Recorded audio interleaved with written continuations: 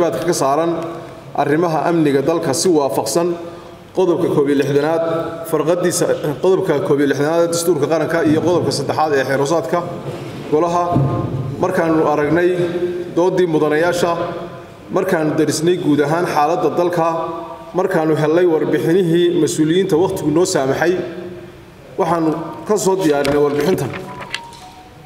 runtii waqtiga kooban iyo xaaladda dalku ku jiro oo runtii xaalad gobolada qaar ay xaalad ka taagan tahay may suuro gelin inaan mas'uuliyiinta qaranka wada helo laakiin waxaanu helay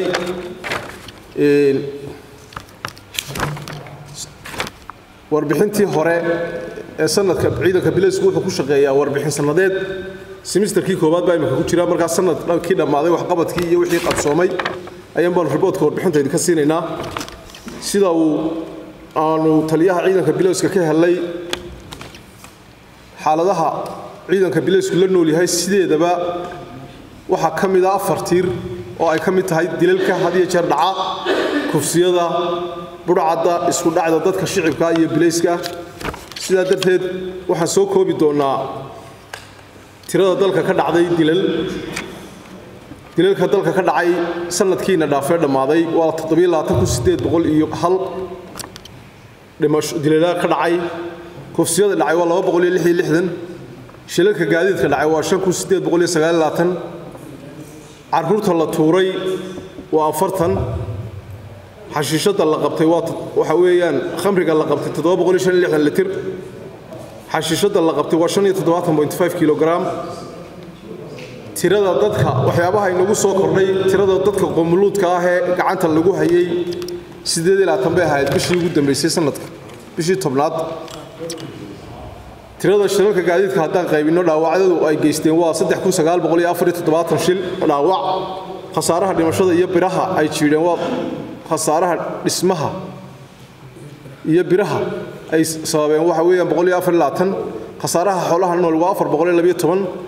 khasaaraha gaadiidku waa 3525 carruurta la tuuray 40 bay ahayd inta dhimatay waa 20 inta nolol ciidanku ku badbaadiyeen waa 20 xashiishada waxa loo hayay 94 qof eedaysane tirada gaadiidka loo qabtay waa 51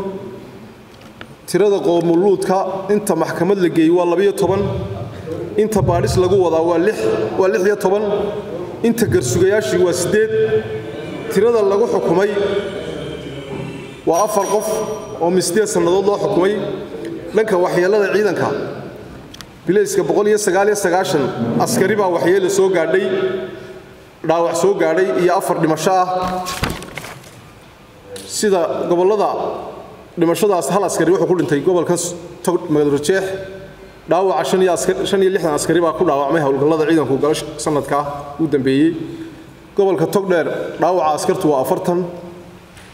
sool 7 bay ahaayeen waqtiga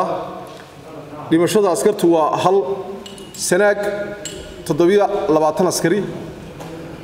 gobolka Saraar 18 dhaawaca iyo 2 dhimasho gobolka Saaxil 10 askari dhaawaca gobolka Awdal 12 dhaawaca xagga horumarinta ciidanka waxa uu qabsoomay sanadka dhamaaday soo taliyuu noo sheegay waxa uu galay tababaro kala duwan oo u badan waxa jiray 629 askari oo soo qaatay seminaaro ay ka mid yihiin hogaaminta ciidanka bileyska iyo shuruucda caalamiga ah community policing-ka iyo dambi baadhista dhanka dayactirka dhowr iyo 10 saldhig baa laga dhisay cusub waxa la diyaariyay agabkii dhameystiran oo tababarka dugsiyada tababarka loo sameeyay dhanka dalacsiinta ciidanka waxa uu madaxweynuhu sanadkii darajo siiyay 89 dhalinyaro jaamiciin ah oo min 2 xidigood qaatay iyo 105 askari oo ciidanka ka dhex dalacay waxa iyaguna jira 45 askari oo dalacay alifle iyo xarigle sidoo kale waxa jira 2 sareeyo guuto oo iyaguna janano u dalacay waxa kale oo jiray sanadkii 2 jeer la soo tababaray baarayaal kuwaas oo dugsiyada madheer ka soo baxay dhanka xafiisyada cusub ee ciidanka lagu soo kordhiyay waxa kamid ah xafiiska cilmi baadhista xafiiska la dagaalanka dadka lidiga ku ah qaranka xafiiska cabashooyinka iyo xiriirka dadweynaha kaas oo leh Facebook iyo nambaro uu qof kasta wax dareema kala xiriiri karo bulshadana aanu soo jeedinayna inay si dhow la shaqeeyaan